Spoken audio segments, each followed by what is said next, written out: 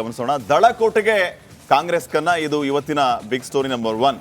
ಈಗಾಗಲೇ ರಾಮನಗರ ಸಂಪೂರ್ಣ ಕಬ್ಜಾ ಮಾಡುವಂತಹ ಕೆಲಸ ಈಗಾಗಲೇ ಕಾಂಗ್ರೆಸ್ ನಾಯಕರಿಂದ ಆಗಿದೆ, ಎಸ್ಪೆಷಲಿ DK ಬ್ರದರ್ಸ್ ಇಂದ. ಈಗ ಉಳಿದಿರೋದು ಹಾಸನ ದಳಪತಿಗಳಿಗೆ. ಸೊ ಆ ಹಾಸನ ಕೋಟೆಗೆ ಕಾಂಗ್ರೆಸ್ ಕನ್ನ ಹಾಕೋದಕ್ಕೆ ಎಲ್ಲಾ ರೀತಿಯ ಸಿದ್ಧತೆಯನ್ನ ಮಾಡ್ಕೊಳ್ತಾ ಇದೆ. ಒಂದ್ ಕಡೆ ಈಗ ರಾಮನಗರ ಮತ್ತು ಇತ್ಯಾದಿ ಅಕ್ಕಪಕ್ಕದ ನಗರಗಳಿಗೆ DK ಬ್ರದರ್ಸ್ ಲಗ್ಗೆ ಇಟ್ಟಿದ್ರೆ, ಉಳಿದಿರುವಂತದ್ದು ಹಾಸನ. ಅದಕ್ಕೆ ಸಿದ್ದರಾಮಯ್ಯ ಪಡೆ ಕೂಡ ಭರ್ಜರಿ ಪ್ಲಾನ್ ಅನ್ನ ಮಾಡಿಕೊಂಡಿದೆ. ಹಾಸನದಲ್ಲಿ ವಿಶೇಷವಾಗಿ ತನ್ನ ತೆಕ್ಕೆಗೆ ತೆಗೆದುಕೊಳ್ಳುವುದಕ್ಕೆ ಭರ್ಜರಿ ರಣತಂತ್ರಗಳನ್ನ ರೂಪಿಸಲಾಗ್ತಾ ಇದೆ.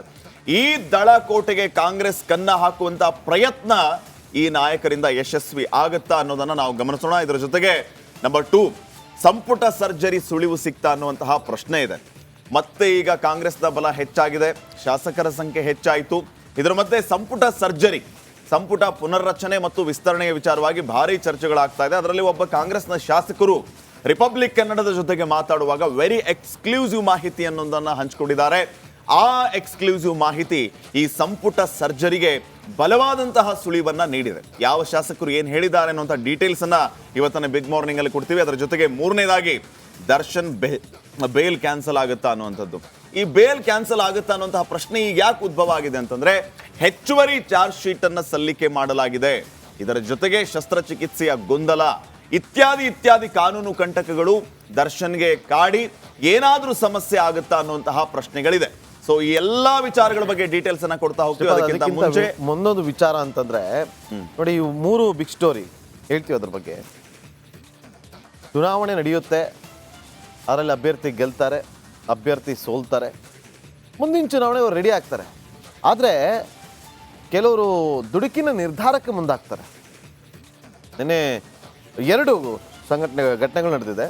ಒಂದು, ನಿಖಿಲ್ ಕುಮಾರಸ್ವಾಮಿ ಅವರ ಸೋಲಿಗೆ ಮನನೊಂದು ಒಬ್ಬ ಆತ್ಮಹತ್ಯೆಗೆ ಯತ್ನಿಸಿದ್ದಾನಂತೆ. ಇನ್ನೊಬ್ಬ ಎಲ್ಲೋ ಚಿಕ್ಕಮಗಳೂರಿಂದ ಎಲ್ಲೋ ನಿಮ್ಮ ಮುಂದೆ ನಾವಿದೀವಿ ಅಂತೇಳಿ ಬ್ಲಡ್ಡಲ್ಲಿ ಪತ್ರವನ್ನು ಬರೆದಿದ್ದಾರಂತೆ.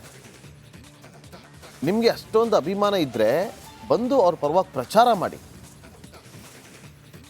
ಈಗ ಈ ರೀತಿಯಂಥ ರಿಸ್ಕ್ ತೊಗೊಳ್ಕೊಬೇಡಿ. ನಿಖಿಲ್ ಕುಮಾರಸ್ವಾಮಿ ಅವ್ರು ಹೇಳಿದ್ರೆ ನಿಮಗೆ ರಿಸ್ಕ್ ತೊಗೊಳ್ಳಿ ಅಂತ, ಈ ಥರ ಎಲ್ಲ ಮಾಡಿ ಅಂತ ಹೇಳಿದ್ರ? ಖಂಡಿತ ಹೇಳಲ್ಲ ಅವರು.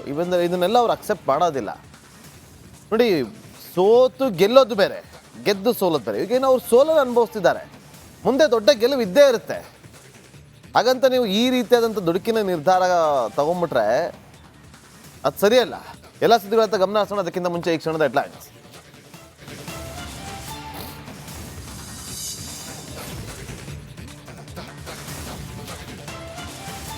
ಬೈ ಎಲೆಕ್ಷನ್ ಬ್ಯಾಟಲ್ನಲ್ಲಿ ಕಾಂಗ್ರೆಸ್ ಕಮಾಲ್. 3 ಕ್ಷೇತ್ರದಲ್ಲೂ NDA ಮೈತ್ರಿಗೆ ಮರ್ಮಾಘಾತ. ಸೋಲಿನ ಶಾಕ್ನಿಂದ ಆತ್ಮಹತ್ಯೆಗೆ ಯತ್ನಿಸಿದ ನಿಖಿಲ್ ಅಭಿಮಾನಿ.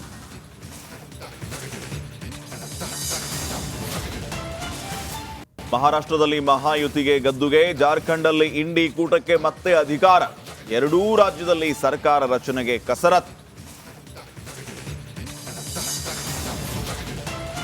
ದಳಪತಿಗಳ ಭದ್ರಾ ನೆಲೆಗಳ ಮೇಲೆ ಕಾಂಗ್ರೆಸ್ ಕಣ್ಣು. ರಾಮನಗರ ಹಾಸನ ಕಬ್ಜಾಗೆ ಕಸರತ್ತು. JDS ಶಾಸಕರಿಗೆ ಗಾಳ ಹಾಕ್ತಾರ DKಶಿ.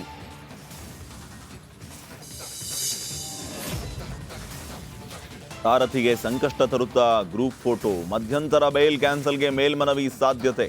2ನೇ ಚಾರ್ಜ್ ಶೀಟ್ನಿಂದ ಕಾಟೇರಾಗೆ ಕಂಟಕ ಫೇಕ್.